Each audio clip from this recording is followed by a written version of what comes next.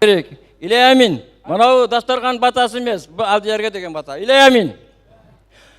Осы Алдиярдың басына амандық, деніне саулық берсін.